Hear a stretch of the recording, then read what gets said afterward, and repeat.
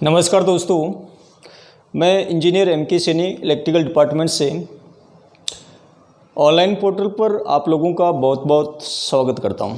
दोस्तों, पिछले वीडियो में हम लोगों ने potential difference, electromotive force and electric potential in points के बारे में अध्ययन किया था।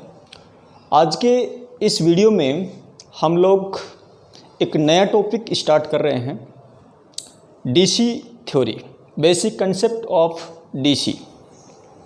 तो देखिए, इसमें सबसे पहले हम लोग सर्किट,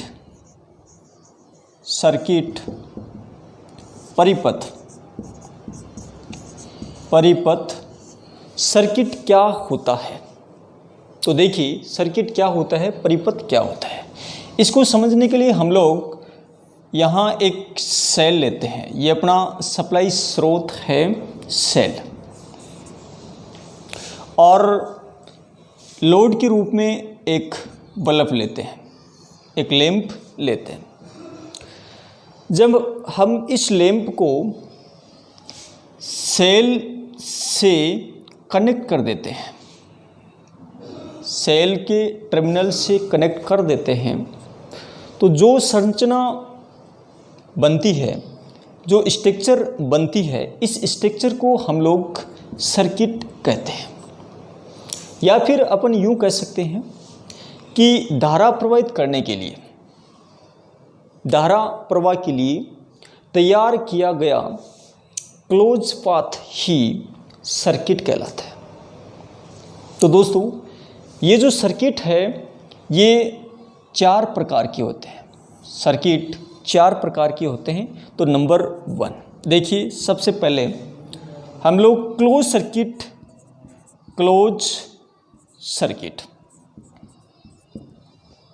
जिनमें से एक अपना क्लोज सर्किट होता है। क्लोज सर्किट यानी कि बंद परिपथ।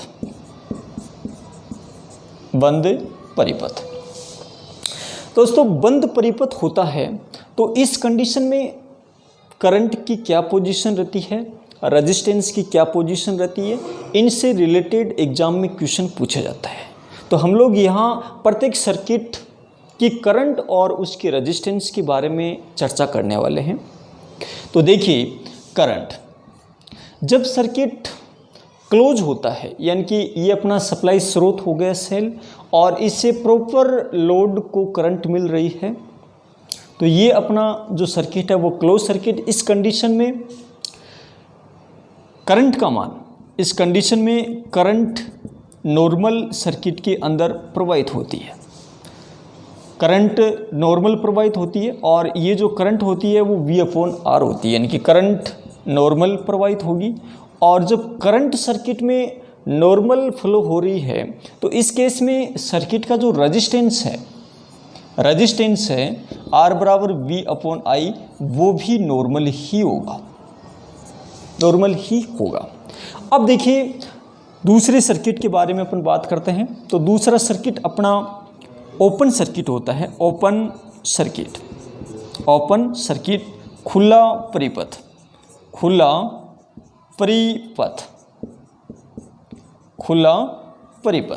देखिए, खुला परिपथ यानी कि अपना जो ये सेल है, इससे अपन लोड को सप्लाई दे रहे हैं।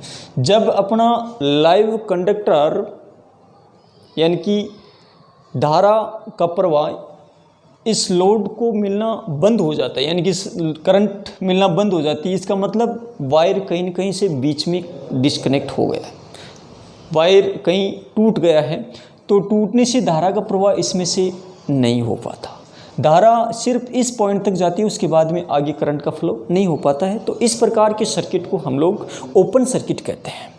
ओपन सर्किट के केस में करंट की क्या पोजीशन रहती है। दोस्तों, करंट जो है ये रेजिस्टेंस के व्युत्क्रमानुपाती होती है, इसलिए जब सर्किट ओपन हो जाता है तो उस कंडीशन में रेजिस्टेंस का मान अनंत हो जाता है और करंट का मान उसमें 0 हो जाता है, क्योंकि जैसे ही सर्किट ओपन होगा तो करंट इसमें से फ्लो नहीं हो पाएगी तो करंट का मान 0 हो गया। तो करंट का मान 0 होते ही रेजिस्टेंस का मान क्या हो जाता है, अनंत हो जाता है। तो करंट इसमें से प्रवाहित नहीं होगी, यानी कि करंट का मान इसमें 0 होगा और रेजिस्टेंस इसका अनंत हो जाएगा। तो रेजिस्टेंस इसका अनंत हो जाएगा। तो ओपन सर्किट के केस में किसी भी सर्किट में करंट का फ्लो नहीं हो पाता, करंट 0 होती है और उसका रेजिस्टेंस इन्फिनाइट होता है। अब इसके बाद में number 3 short circuit. Short circuit देखिए, लघु परिपथ, लघु परिपथ। दोस्तों जब सर्किट लघु परिपथ किस प्रकार से होता है, जब सर्किट में सप्लाई के दोनों टर्मिनल पॉजिटिव एंड नेगेटिव एक दूसरे से आपस में शॉर्ट हो जाते हैं, मिल जाते हैं, तो इस कंडीशन में इस सर्किट को हम लोग शॉर्ट सर्किट के नाम से जानते हैं। तो शॉर्ट सर्किट, अब इस कंडीशन में सर्किट में धारा की क्या पोजीशन होती है, रेजिस्टेंस की क्या पोजीशन होती है। तो देखिए जैसे सर्किट शॉर्ट होता है तो उस कंडीशन में रेजिस्टेंस का मान 0 हो जाता है और उस कंडीशन में धारा इस सर्किट से इन्फिनाइट हो जाती है। तो रेजिस्टेंस का मान 0 होने से धारा का मान इन्फिनाइट हो जाता है। जब सर्किट शॉर्ट होता है तो इस कंडीशन में करंट इन्फिनाइट हो जाती है और रेजिस्टेंस का मान 0 रहता है। तो अब number 4 leakage circuit. Leakage circuit देखिए, लीकेज सर्किट क्षरण परिपथ, क्षरण परिपथ। दोस्तों लीकेज सर्किट का मतलब जब अपना जो सर्किट है, इस सर्किट का जो लाइव वायर है वो उसका इंसुलेशन कहीं न कहीं से ब्रेक हो जाता है, टूट खराब हो जाता है। तो उस कंडीशन में अपना जो लाइव वायर होता है ये किसी मेटल बॉडी पार्ट से कनेक्ट हो जाता है, तो उस मेटल बॉडी पार्ट में धारा का फ्लो होना शुरू हो जाता है। इस प्रकार के सर्किट को फिर हम लोग लीकेज सर्किट के नाम से जानते हैं। तो ये लीकेज सर्किट में एसी के केस में करंट का मान टोटल सर्किट करंट का 1/5000 हिस्सा माना जाता है। यानी कि लीकेज करंट का जो वैल्यू होता है वो टोटल करंट का 1/5000 हिस्सा होता है। अब यहाँ रेजिस्टेंस इस कंडीशन में बढ़ जाता है, क्योंकि एक रेजिस्टेंस अपना इस सर्किट का था और दूसरा रेजिस्टेंस उस बॉडी पार्ट का इसमें इंक्लूड हो जाता है, तो टोटल रेजिस्टेंस बढ़ जाता है। दोस्तों ये चारों जो सर्किट हैं ये एग्जाम ऑफ यू की दृष्टि से वेरी इंपॉर्टेंट हैं और इन सर्किट्स को लेकर के आप लोगों से करंट और रेजिस्टेंस के बारे में क्वेश्चन पूछा जाता है कि ओपन सर्किट के केस में किसी सर्किट में से धारा की कंडीशन क्या रहेगी, रेजिस्टेंस की कंडीशन क्या रहेगी। इस प्रकार से एग्जाम में क्वेश्चन पूछे जाते हैं और चारों सर्किट से लेकर के बहुत सारे एग्जाम में क्वेश्चन पूछे गए हैं। जैसे यूपीपीसीएल 2016 के पेपर में ओपन सर्किट से क्वेश्चन पूछा गया था कि खुले परिपथ की अवस्था में धारा होती है तो शून्य होती है, रेजिस्टेंस होता है अनंत होता है। तो इस प्रकार से कंपटीशन एग्जाम में इन चारों सर्किट से करंट और रेजिस्टेंस को लेकर के क्वेश्चन पूछे जाते हैं। वेरी इंपॉर्टेंट टॉपिक है, इसको आप लोग ज़रूर अच्छे से याद करने का प्रयास करें। अब इसके बाद में हम लोग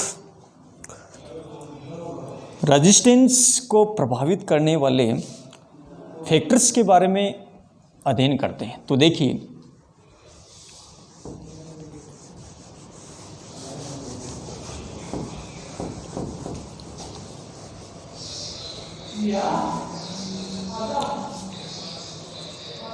effective factors of resistance effective factor of resistance, प्रतिरोध को प्रभावित करने वाले कारक, प्रतिरोध को प्रभावित करने वाले कारक। दोस्तों प्रतिरोध को प्रभावित करने वाले कारक 4 होते हैं। 4 फैक्टर रेजिस्टेंस को कहीं न कहीं उसको प्रभावित करते हैं, जिनमें से सबसे पहले अपन R समानुपाती L यानी कि कंडक्टर की लेंथ को लेकर के चर्चा करते हैं। तो किसी भी चालक की लेंथ, किसी भी कंडक्टर की लेंथ बढ़ने से उस कंडक्टर का रेजिस्टेंस भी बढ़ता है। किसी भी चालक की लेंथ घटने से उसका रेजिस्टेंस भी उसी रेशो में घटता है। तो किसी भी कंडक्टर की लेंथ बढ़ने के साथ उसका रेजिस्टेंस इंक्रीज होता है और लेंथ घटने से उसका रेजिस्टेंस डिक्रीज होता है। अब इसके बाद में अपन बात करते हैं किसी भी कंडक्टर के क्रॉस सेक्शनल एरिया को लेकर के बात करते हैं। तो क्रॉस सेक्शनल एरिया बढ़ने से रेजिस्टेंस किस प्रकार से प्रभावित होता है, घटने से किस प्रकार से प्रभावित होता है, इसको समझने के लिए हम लोग एक कंडक्टर को लेकर के यहाँ समझने का प्रयास करते हैं। मान लीजिए ये अपना एक कंडक्टर है और इस कंडक्टर का ये क्रॉस सेक्शनल एरिया है, ये इसका क्रॉस सेक्शनल एरिया है, क्रॉस सेक्शनल एरिया है। दोस्तों, क्रॉस सेक्शनल एरिया किसी भी चालक का जब बढ़ता है तो उस कंडक्टर के अंदर जो फ्री इलेक्ट्रॉन्स जो होते हैं उनको उस कंडक्टर में फ्लो होने के लिए काफ़ी स्पेस मिल जाता है, काफ़ी स्पेस मिल जाता है, जिससे उस कंडक्टर में से करंट का फ्लो भी बहुत अधिक, करंट का फ्लो भी बढ़ जाता है। तो करंट का फ्लो इसलिए बढ़ जाता है क्योंकि एरिया जब बढ़ता है तो उस कंडक्टर का रेजिस्टेंस घटता है। जब रेजिस्टेंस घटेगा तो करंट उसकी बढ़ेगी, क्योंकि हम लोग जानते हैं कि करंट जो होती है वो रेजिस्टेंस के व्युत्क्रमानुपाती होती है। जब रेजिस्टेंस घटता है तो करंट उसमें से बढ़ती है। तो यहाँ हम लोग ये कह सकते हैं कि किसी भी कंडक्टर का एरिया, क्रॉस सेक्शनल एरिया बढ़ने से उसका रेजिस्टेंस घटता है और उसका क्रॉस सेक्शनल एरिया घटने से उसका रेजिस्टेंस बढ़ता है। ठीक है, इसके बाद में अपन तीसरे फैक्टर की बात करते हैं। तो देखिए, तीसरा फैक्टर अपना होता है nature of materials, nature of materials and, या फिर अपन यूँ बोल सकते हैं composition of materials, compositions of materials. देखिए, नेचर ऑफ मटेरियल्स यानी कि अलग अलग जो मेटल होते हैं उनका नेचर किस प्रकार का है उसके ऊपर उसका रेजिस्टेंस निर्भर करता है। कंपोजिशन ऑफ मटेरियल्स यानी कि वो जो कंडक्टर है वो किन मेटल से मिलकर के बना हुआ है उस पर भी डिपेंड करता है। तो देखिए, जैसे उदाहरण के तौर पे मैं आपको बताऊं कि अपना जो सिल्वर चांदी का रेजिस्टेंस कम होता है, जिससे इसकी चालकता अधिक होती है। अब इसकी कंपैरिजन में अपन एल्युमिनियम की बात करें, इसके कंपैरिजन में हम लोग एल्युमिनियम की बात करें तो एल्युमिनियम का रेजिस्टेंस सिल्वर के कंपैरिजन में क्या होता है, ज़्यादा होता है। सिल्वर के कंपैरिजन में एल्युमिनियम का रेजिस्टेंस ज़्यादा होता है, जिससे इसकी चालकता सिल्वर की कंपैरिजन में कम होती है, सिल्वर की कंपैरिजन में कम होती है। तो इस प्रकार से किसी भी चालक का प्रतिरोध उस चालक की कंपोजिशन यानी कि वो किस संगठन से, किस पदार्थ से मिलकर के बना हुआ है और उसकी नेचर ऑफ यानी कि उसकी प्रकृति किस प्रकार की है, तो इन पर निर्भर करता है रेजिस्टेंस का मान। अब देखिए नंबर 4 टेम्परेचर किसी भी कंडक्टर के रेजिस्टेंस को किस प्रकार से प्रभावित करता है, हम लोग इस पर चर्चा करते हैं। तो देखिए,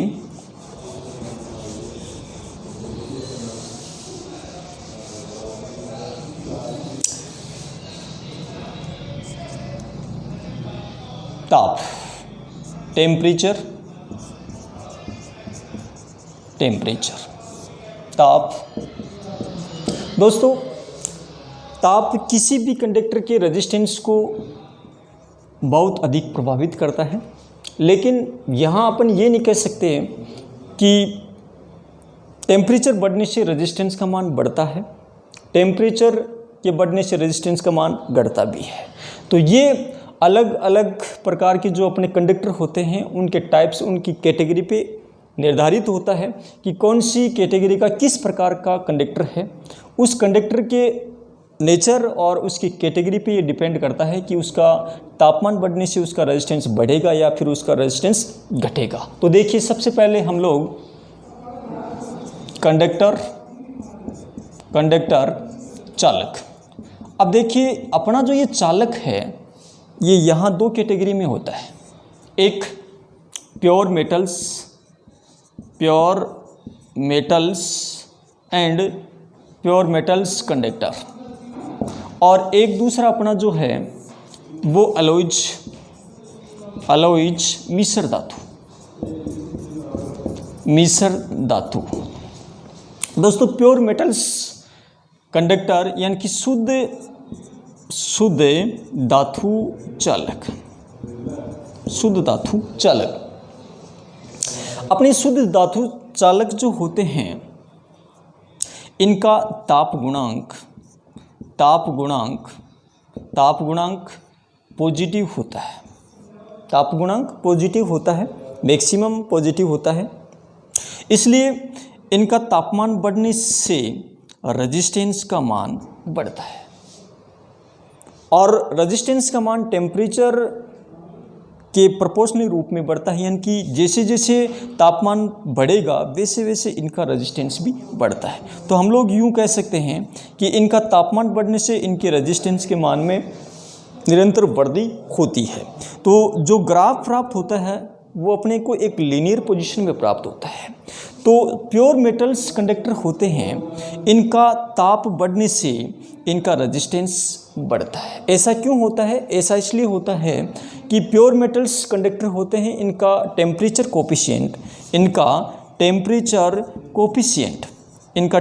कोफिशिएंट पॉजिटिव होता है, इसलिए इनका ताप बढ़ने से रेजिस्टेंस का मान बढ़ता है। अब हम लोग कुछ मिश्र धातु को लेकर की बात करते हैं। तो देखिए, कुछ मिश्र धातु में हम लोग बात करेंगे यहाँ मैग्नीन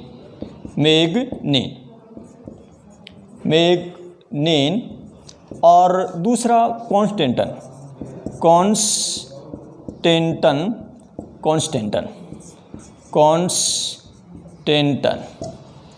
दोस्तों, अपना जो मैग्नीन और कॉन्स्टेंटन होता है इनका ताप गुणांक बहुत न्यून होता है। जैसे मैं इनके ताप गुणांक की बात करूं तो इनका ताप गुणांक 0.00015 प्रति डिग्री सेल्सियस होता है, और कॉन्स्टेंटन जो है इसका ताप गुणांक 0.00020 प्रति डिग्री सेल्सियस होता है। तो देखिए, ये जो ताप गुणांक होता है ये एज ए नगण्य के तुल्य होता है, इसलिए इनका ताप गुणांक बहुत कम होता है, बहुत न्यूनतम होता है। इसी वजह से इन मिश्र धातुओं का तापमान बढ़ने से इनका रेजिस्टेंस प्रभावित नहीं होता, यानी कि बहुत नगण्य के तुल्य इनका रेजिस्टेंस प्रभावित होता है। तो एग्जाम में यहाँ क्वेश्चन इस तरीके से पूछा जाता है कि मिश्र धातु मैग्नीन का ताप गुणांक होता है, तो ऑप्शन में अगर न्यूनतम दे रखा हो तो यहाँ आंसर अपन लोग न्यूनतम करते हैं, और अगर 0 दे रखा हो तो यहाँ अपन लोग 0 भी करते हैं, क्योंकि लगभग ये इसका मान होता है जो कि एक 0 के इक्विवेलेंट माना जाता है, यानी कि बहुत ही न्यूनतम मान होता है। एक्चुअल में जो इसका टेम्परेचर कोफिशिएंट होता है वो ये होता है, इसलिए इनका तापमान बढ़ने से इनका रेजिस्टेंस बिल्कुल से नगण्य के बराबर प्रभावित होता है। अब हम लोग ऐसे कंडक्टर्स के बारे में भी बात करेंगे जिनका ताप बढ़ने से रेजिस्टेंस का मान घटता है। इनका ताप बढ़ने से रेजिस्टेंस का मान बढ़ता है, लेकिन कुछ ऐसे मटेरियल्स भी हैं जिनका ताप बढ़ने से रेजिस्टेंस का मान घटता है। तो देखिए,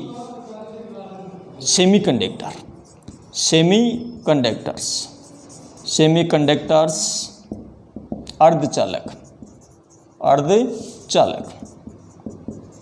जैसे मुख्य अर्धचालक जर्मेनियम, सिलिकॉन, और अपने जो इंसुलेटर्स और इलेक्ट्रोलाइट्स। दोस्तों ये जो मटेरियल्स होते हैं, कुचालक और विद्युत अपघट्य। जैसे कुचालक की अपन बात करें तो रबड़, पेपर्स, और विद्युत अपघट्य यानी H2SO4 और CuSO4। ये जितने भी मटेरियल्स होते हैं, सेमीकंडक्टर, इंसुलेटर, इलेक्ट्रोलाइट्स, इनका ताप गुणांक, टेम्परेचर कोफिशिएंट नेगेटिव होता है। इसलिए इनका ताप बढ़ने से इनका रेजिस्टेंस घटता है। सेमीकंडक्टर्स जो हैं, इनका टेम्परेचर जैसे जैसे बढ़ेगा इनका रेजिस्टेंस वैसे वैसे घटेगा और चालकता बढ़ेगी। तो सेमीकंडक्टर्स, इंसुलेटर और इलेक्ट्रोलाइट्स जो हैं, इनका ताप गुणांक नेगेटिव होने से इनका तापमान बढ़ेगा तो रेजिस्टेंस घटेगा। लेकिन प्योर मेटल्स जो होते हैं, इनका तापमान बढ़ने से रेजिस्टेंस भी बढ़ता है। और कुछ अलॉयज जैसे मैग्नीन, कॉन्स्टेंटन, इनका ताप गुणांक बहुत न्यूनतम, नगण्य के बराबर होता है, लगभग न्यूनतम, बिल्कुल से न्यूनतम होता है। इसलिए इनका तापमान बढ़ने से रेजिस्टेंस का मान ज़्यादा प्रभावित नहीं होता। दोस्तों अपना जो ये टॉपिक था, इस टॉपिक से जितने भी टेक्निकल कंपटीशन एग्ज़ाम हुए हैं उनमें बहुत अधिक क्वेश्चन पूछे गए हैं। इसलिए ये टॉपिक वेरी इंपॉर्टेंट टॉपिक है। आप लोग इस वीडियो को शुरू से एंड तक अच्छे से देखें। धन्यवाद। जय हिंद, जय भारत।